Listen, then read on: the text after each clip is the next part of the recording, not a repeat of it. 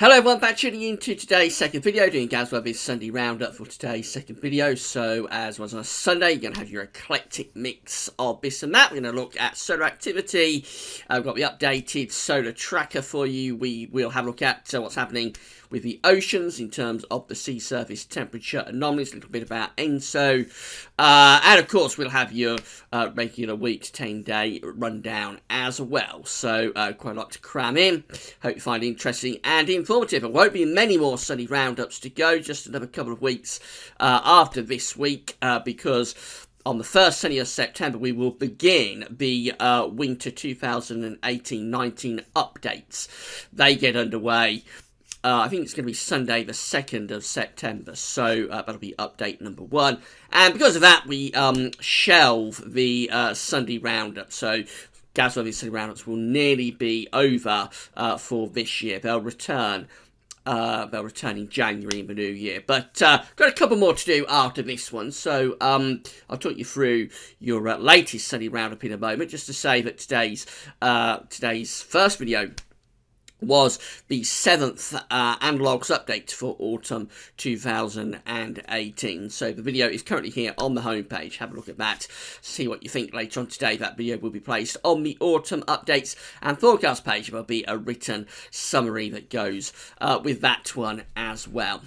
So we'll begin by just having a look at the wet weather across the country at the moment. Proper sort of wet day. We've got outbreaks of rain scattered through the UK, so quite wet across central southern parts of Scotland, ceasing across the south of northern England, but it's quite wet in the northeast of northern England, northeast England. And then we go down into the Midlands, into central southern England. We've got some showery bursts of rain there. It's not continuous rain, it's not on continuously. It's going to be on and off through the course of the day, but you see there are bright colours mixed in, especially so sort of down in the south, down here in the Channel. So this rain may get a little bit heavier through the course of this afternoon across some central southern parts of England. Just generally quite an unsettled day, and the reason this is noteworthy, of course, is because we've had such a dry spell of weather. There's hardly any rain at all through either June or July, except in sort of isolated storms. We did have a few of those, but there wasn't really much in the way of Atlantic outbreaks of rain at all through the whole of June or July. So really is quite unusual what's going on here. We've reverted back to a normal summer pattern, essentially, which is going to bring some dry and warm weather to the south, but overall it does look rather changeable in the next week or so. I'll talk you through that, of course, later on in the video. This is the latest precipitation forecast from Euro4 at Weather Online for today. So you see we have got more rain coming through at times. During the course of this afternoon, generally this rain is pushing over towards the eastern side of the country and getting lighter as well. But we have got some very heavy showers being forecast there through parts of northwest England down into Wales and the West Midlands later on into this evening. They look a little bit thundery actually around the northwest of England, so there could be some quite torrential rain coming through there. Later on in the night, that showery rain pushes over onto the east side of the country, kind of fades away. And then tomorrow we're looking at heavy showers more in the east, with western areas tending to turn a little bit drier. So it is an unsettled spell that we're in at the moment. It's like to stay changeable for the next week at least. At times we'll have high pressure in the south, but in the north in particular, it does look as though we're in a rather changeable scenario now. Right, solar activity, and this is the latest in terms of the solar disk on our side of disk today from solarham.net. So again, we've got another day where it's completely spotless on the solar disk, having many days now without any sunspots. We are heading inexorably into solar minimum. So this is the GWV Sunday Roundup solar activity tracker, updated by our good friend James Ackwill. Big thank you to James for keeping the Sunday Roundup solar activity tracker updated as always. And you can see we talked about this in the Sunday Roundup last week, I think we are really flatlining with the trend lines now. So the thick green, the thick red, and the thick orange lines are our trend lines. Actually, the thick orange line is depicting each day's sunspot numbers, but it's still kind of like a trend. So you can see that we're pretty much flatlining at the bottom of the graph now, and we are into a very low level of solar activity. I think we basically say we have entered solar minimum. We haven't had, except for one day where we had a sunspot just there, we've basically not had any sunspots now, or very, very few sunspots, going right way back in towards the second half of June. So this summer has seen a crash in sunspot numbers, in solar activity, and it's taken us into solar minimum. You can still just about make out September last year, the start of September last year, when we had our last, I should say, really big spike in sunspots in solar activity. Since then, we have been trending down very quickly, but we've entered into a new phase of this downwards trend. We have entered into the solar minimum of solar cycle number 24, the current solar cycle. And so the winter of 2018-19 is going to be the solar minimum winter of solar cycle number 24, and of course we'll have more about that when we come to do the winter updates, because we'll have to look at all the other winters that were the true solar minimum winters of their respective solar cycles, and we'll have to see how those winters fared and what that means, what that could mean for the winter of 2018-19. Generally, when you're into reduced solar activity, when you reduce the number of sunspots, you increase the risk of northern blocking, and you get an increased chance of colder winters. But every winter is unique, every year is unique, and it doesn't guarantee anything, just kind of like loading the dice in favour of a specific outcome. So we'll have a lot more about that, of course, when we come to do the winter updates. But we can say quite obviously now that we have entered solar minimum. We'll be going through solar minimum probably over the next 6 to 12 months, and then we will come out and move into solar cycle 25, which of course that poses its own questions. How quickly do we go into the next solar cycle? Do we have a very quick change from solar cycles 24 to 25, as we did back in the 1990s, when we went from solar cycle 22-23 around 1996? It's a very quick change from solar minimum into the new solar cycle. Or do we have a very long and protracted change from solar cycle number 24 to 25? And that's what happened at the beginning of this solar cycle, of course, when we went from solar cycle 23 to 24.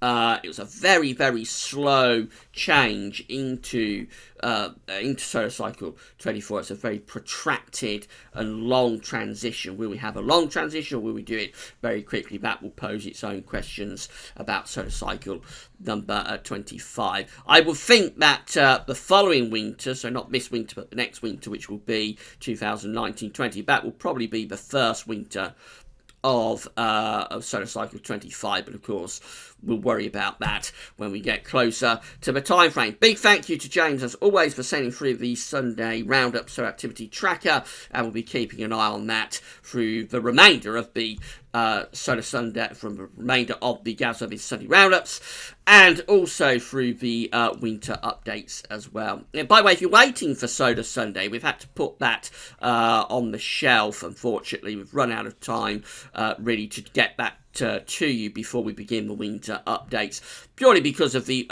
autumn analogues updates that we're having to do at the moment. So Solar Sunday will probably be back with you early next year, but of course the winter updates will cover all of this solar activity stuff in depth. So you'll hear a lot more about solar activity, solar minimum, and the solar cycles in the winter updates, which begin, remember, in just 3 weeks' time.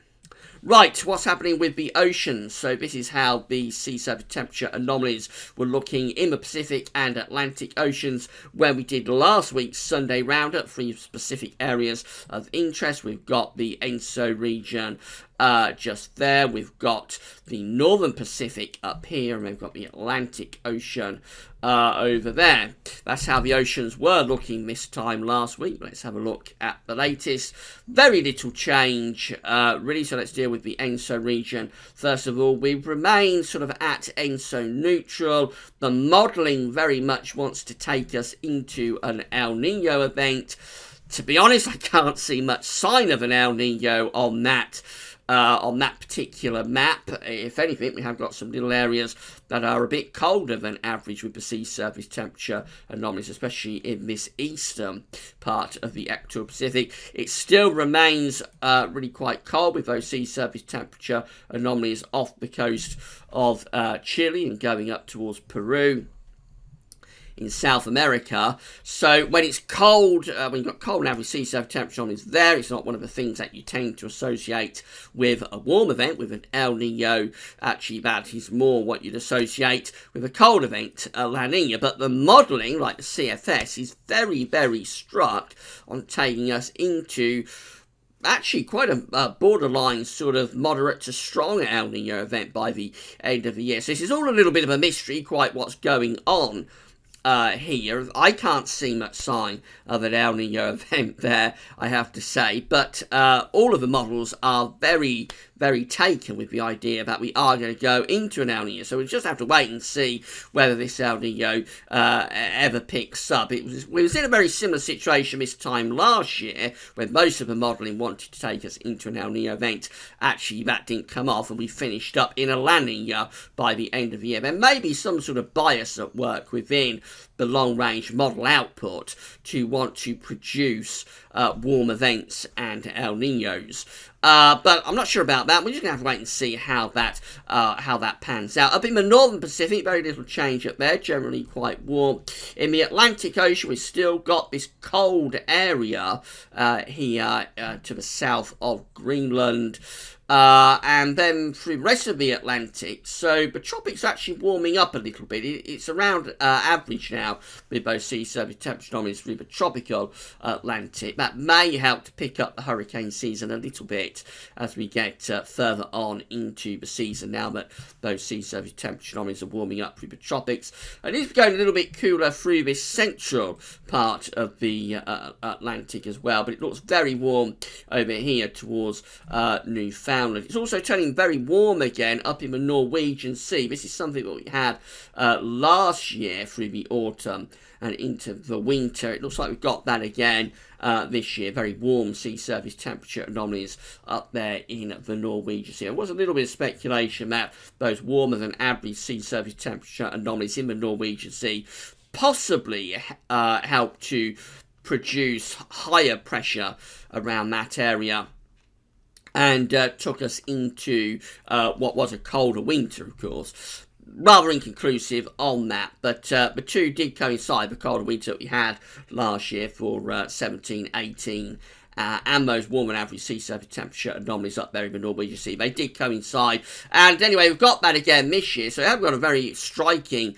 anomaly again this year with the sea surface temperature. We've got this cold area here to the south of Greenland, and then we've got this warm area over here in the Norwegian Sea, and obviously we will be focusing on that when we come to do the winter updates, what the impacts of that could be.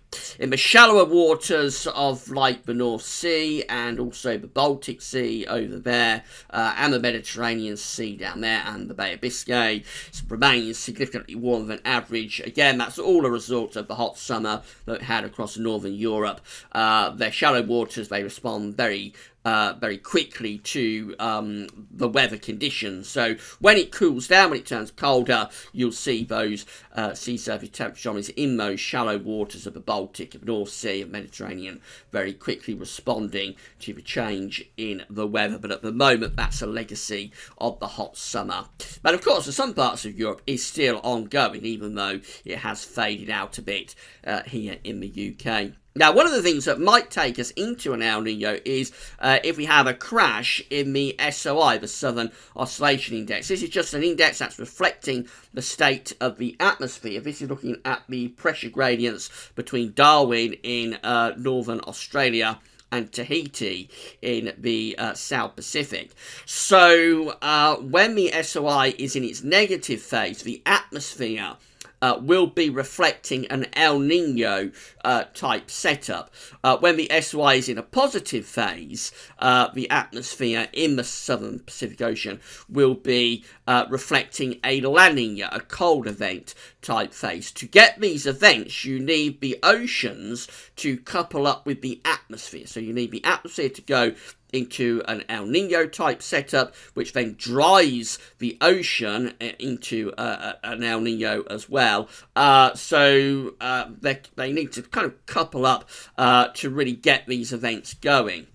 And we have seen quite a dramatic crash in the SOI over the past few days. So these are the numbers from the Bureau of Meteorology in Australia. So the 9th of August comes out with an SOI number of minus 16.57. The 10th of August comes out with an SOI of minus 31.08. Very, very negative indeed. The 11th of August comes out with an SOI of minus 30.89, and then the 12th of August, the most recent day, comes out with an SOI of minus 21.55. So we have gone into a very negative phase of the SOI at the moment. If we was to sustain that over a month or so, then it is quite possible, because we know that we've got quite a mass of warmer than average sea surface, subsurface temperature anomalies in the equatorial Pacific Ocean. At depth, we've got quite a lot of warm water. So if we was to sustain this crash in the SOI, we would probably see the ocean moving much more definitively into an El Nino type phase. So this could be the start of that El Nino that all of the modelling is very keen to produce. I'll just show you the CFS V2 so you can see what it is actually forecasting for the ENSO region at the moment. I included this in the analogues update, which is a bit of an ENSO special, but I'll just show you this. So the CFS V2 really is going to town now with the El Nino. So these are the dates along the bottom, and you'll see how this black dash line is ramping up through the rest of the year. So by the end of the year, it's actually going for quite a sort of moderate to borderline strong El Nino event. It's not quite going up to 2 degrees above average, but it's not all that far away from it. It's between 1.5 degrees and 2 degrees above average,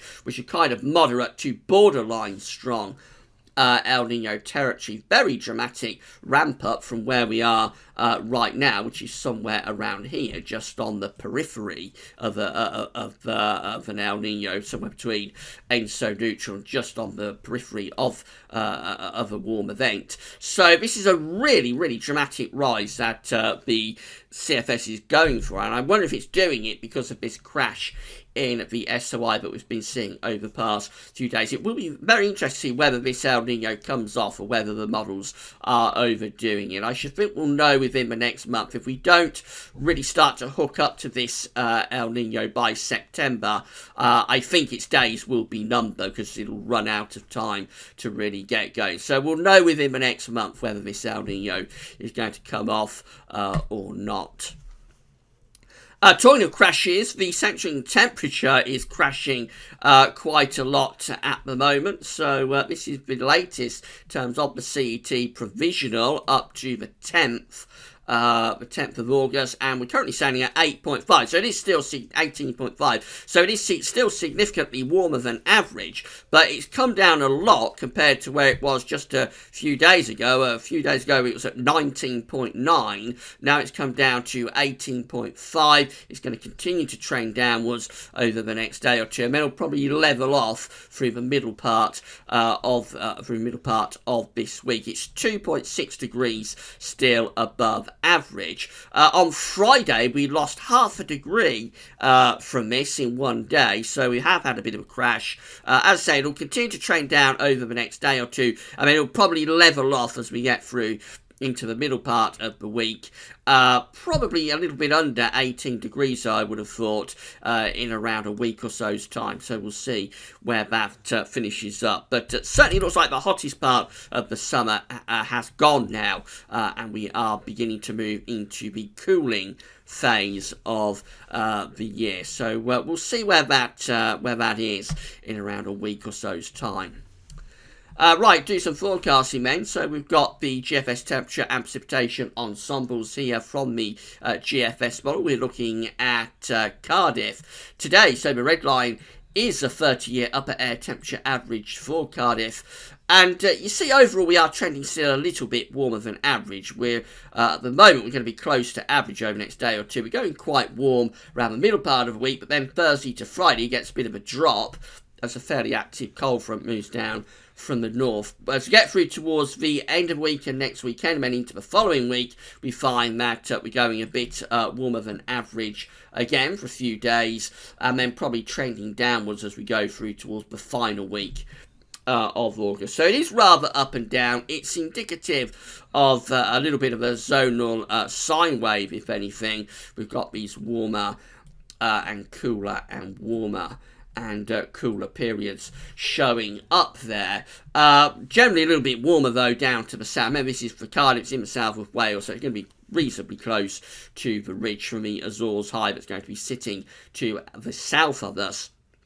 So a little bit on the warmer side there, but not as hot, nowhere near as hot as it has been through the earlier part of the summer. But there will still be some warm or even very warm days. Rainfall-wise, this is today's precipitation spike. So again, quite a bit of wet weather around today. Then we have a few days of drier weather before more wet weather moves in from the north and west Wednesday through to Thursday. After that, fairly dry at the end of the week through to next weekend. And then this final week of August possibly turning a little bit cooler and more unsettled then, if anything. By the way, bank holiday weekend updates have started at Gazzo as we got those going last night. There'll be a new bank holiday update tomorrow. Temperature anomalies for the next week look like that, generally coming out a little bit warmer than average from the 12th through to the 20th of August. Not as hot as it has been through the earlier part of the summer. The real heat is being moved down into the east and the southeast of Europe now, where it was cooler through the earlier part of the summer. It is now turning very hot in the east and the southeast of Europe, which leaves the north and the west still warmer than average, yes, but not as hot as it has been through the earlier and particularly the middle part of the summer, where it really did get exceptionally hot across much of northern and northwestern Europe. Precipitation anomalies, if anything, they're a little bit on the wetter than average side, maybe surprisingly, given that ensemble that was just looking at from Cardiff. I would think once we get today's wet weather out of the way, these will generally start to trend more towards the drier side again. So a little bit drier, a little bit warmer than average for the south anyway over next week. The north will always be more unsettled. This is how the GFS is looking for Wednesday, with low pressure out to the northwest of the country, high pressure down to the south, and we're bringing in these warm southwesterly winds. On Thursday, we've got an active cold front moving in from off the Atlantic just there, introducing cooler air once again. There is a suggestion this morning with the GFS model that this cold front might get a bit stuck across England and Wales on Thursday, possibly producing a wet day, but we'll wait and see on that, just how active the front is. By Friday, that's got out of the way, and we're into this cooler, more showery run of west to northwesterly winds, and then that takes us into next weekend, where again we've got a real north-south split showing up here. So again we've got this ridge from the Azores High building into France, so a lot of dry weather across some parts of England next weekend, but always with low pressure and rather autumnal looking low pressure, you would have to say, affecting northern and northwestern parts of the country. So it could be very warm down in the south next weekend, but in the north it'll be cooler and more unsettled at times too. Through to the following week, we keep this ridge going in the south for a couple of days, so dry and warm conditions continue there, more unsettled in the north and west, and then by the time we get through to day 10, which is Wednesday the 22nd of August, we are actually breaking down that high pressure and we're moving another weather system in from the Atlantic, so that will be bringing cloud and rain down across the country and also introducing cooler air as well. So it continues to be the case that summer goes on the southern parts of the country, but at a reduced level compared to what we've had through the earlier part of the summer. Not as hot as it has been, but still warm to very warm quite often down in the south. But for the north and west, it remains the case now that it's pretty cool and pretty unsettled and changeable overall for Scotland and Northern Ireland. In the more extended range of this GFS run, it looks rather unsettled, with low pressure never too far away through that final week of August, which also includes the bank holiday weekend.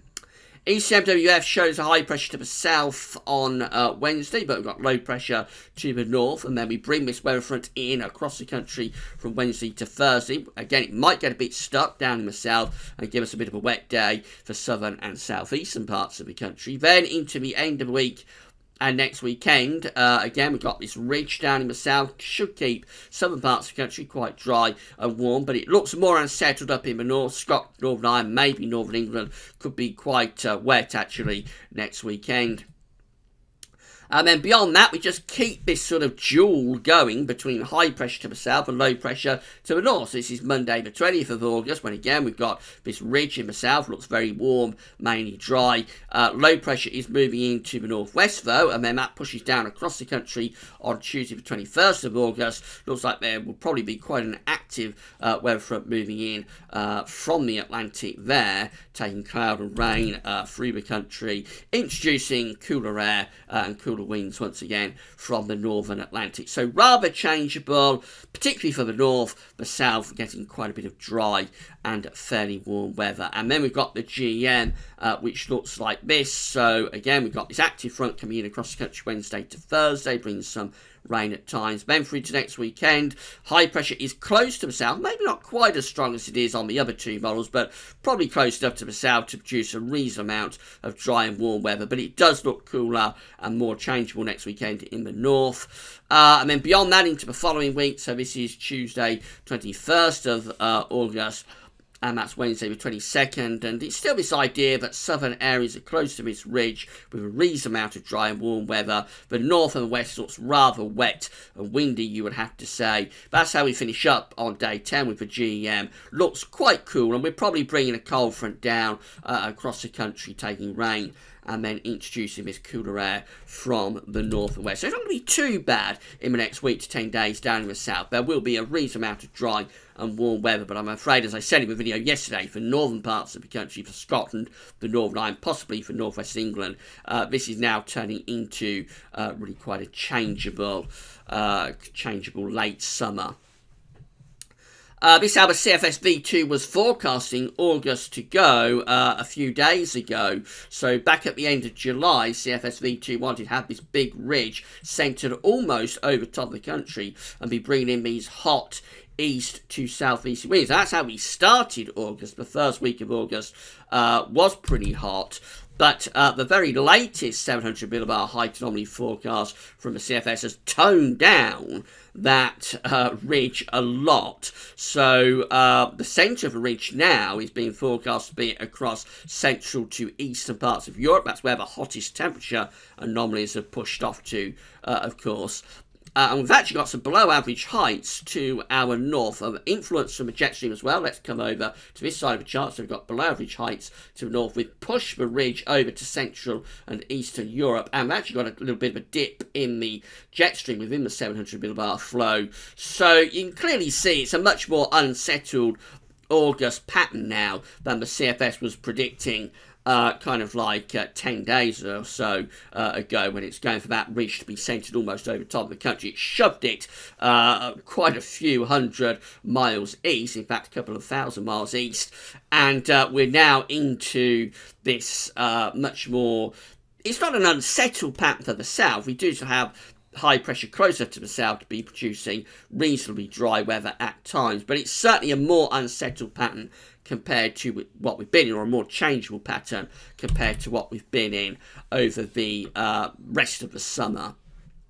And just to finish off with September, so this is how CFS V2 is forecasting September to go. It wants to have a ridge centred over top of the country, but how seriously we take that after what's happening with August, I'm not sure. It could well be that this ridge finishes up somewhere in the middle of the Atlantic, or alternatively somewhere over here across eastern parts of Europe, and we might finish up with a rather unsettled and changeable month, bringing the jet stream through the country in September. Of course, September is one of those months that tends to be rather drier and warmer compared to some of the other months of the year. We do tend to have a lot of dry and warm September, especially early September tends to have a final burst of summer-like conditions. So it might not be a million miles away with that, especially for the early part of September. But given the performance of CFS V2 for August, I think we need to be a little bit cautious about that. Of course, the GWV summer forecast always predicted August to be the joker in the pack for this summer. It was always the case that August was the one month that we struggled with, and we did think that on average, on probability, it was most likely that August would tend to turn a little bit more unsettled compared to the earlier summer period. So after a bit of a mid-season wobble for the summer forecast, could well be that the summer forecast is beginning to come back on track. So the downturn in the pattern for this summer is actually fairly good news for the GWV summer forecast. But of course, we'll review that as we get through into autumn. Right, that's your GWV Sunday Roundup for today. Hope you found it interesting and informative. We've only got a couple more Sunday Roundups left to do, as I said at the start of the video, and then they'll be shelved in favour of the winter updates. Winter updates begin in 3 weeks' time, so it's getting much closer now to the countdown, anyway, to the winter updates. Right, don't forget to check out the autumn analogues. That will be placed on the autumn updates forecast page with written summary later on today. But just over half an hour. That's all for now, and thanks for watching.